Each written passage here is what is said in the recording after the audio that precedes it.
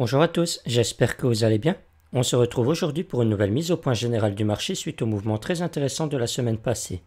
Allez, c'est parti. Lors du précédent brief, on avait remarqué que les cours rentraient dans leur zone de rechargement d'achat de Fibonacci et qu'il serait donc intéressant de faire du DCA entre les 0,618 juste ici et leur précédent ATH de cycle, car comme on l'a déjà remarqué lors des précédents briefs, on n'avait jamais eu un bear market qui venait retoucher les précédents ATH de cycle.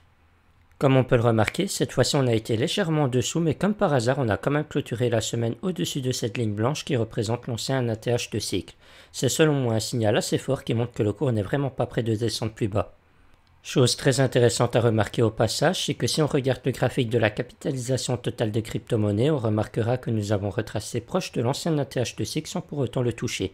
Il aura mieux fait son rôle de support de cycle comparé à l'ATH du Bitcoin. Dans le même temps, on avait aussi parlé de la moyenne mobile 200 période hebdomadaire du Bitcoin qui signe jusqu'à présent la fin d'un bear market à chaque fois que le cours arrive à son contact. La première fois qu'on l'a touché c'était en 2015 juste ici et comme on peut remarquer, juste après on n'a plus jamais été faire de clôture hebdo en dessous de ce niveau. On a été à son contact une seconde fois juste ici mais comme on peut remarquer c'était quand même plus haut que la précédente touchette et ensuite on a enfin fait un nouveau bull run. Ensuite, c'était en 2018 juste ici, beaucoup plus haut que les précédentes touchettes. Et après, on a eu vraiment notre rebond en 2019 jusqu'aux alentours des 13 000 $.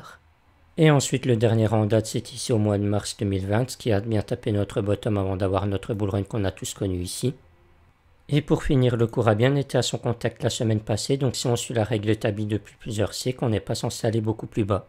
On peut aussi parler du Fear and Greed Index qui est l'indicateur assez connu de tous et qui est descendu à 6 durant cette semaine.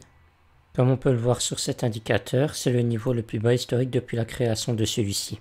Pour finir, je voudrais vous parler du H-Ribbon. À chaque fois qu'il affiche son signal d'achat avec sa pastille bleue, on voit bien que les cryptos ont tendance à monter fortement. Par exemple, on peut bien voir qu'on avait eu un signal d'achat juste ici, après on voit bien que le cours avait bien monté jusqu'aux alentours des 70 000 $. Ensuite, on a eu carrément 3 signaux rapprochés juste ici, on peut remarquer qu'après, on a vraiment décollé. Et comme on peut voir ici, c'était pareil pour les précédents cycles. Comme vous pouvez le voir, on est déjà entré en phase de capitulation et il ne nous manque plus que cette fameuse pastille bleue.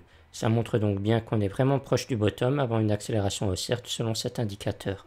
Comme vous l'avez vu, on a plusieurs indicateurs qui n'utilisent pas les mêmes données mais qui coïncident tous pour dire qu'on est vraiment proche d'un bottom. J'aurais pu vous en présenter encore d'autres mais ça ne ferait qu'à rallonger la vidéo pour dire exactement la même chose. Avec tout ça, vous savez donc ce qu'il vous reste à faire. Voilà, cette vidéo touche à sa fin, j'espère qu'elle vous aura plu. N'hésitez pas à me donner votre avis en commentaire ou à venir m'en parler directement sur Discord si le cœur vous en dit. Ça vous permettra en bonus d'être toujours à jour sur les dernières données que je vais vous partager. Si ça vous intéresse, le lien se trouvera dans la description et en commentaire épinglé. Sur ce, je vous laisse et je vous souhaite à tous une bonne semaine. A plus tard.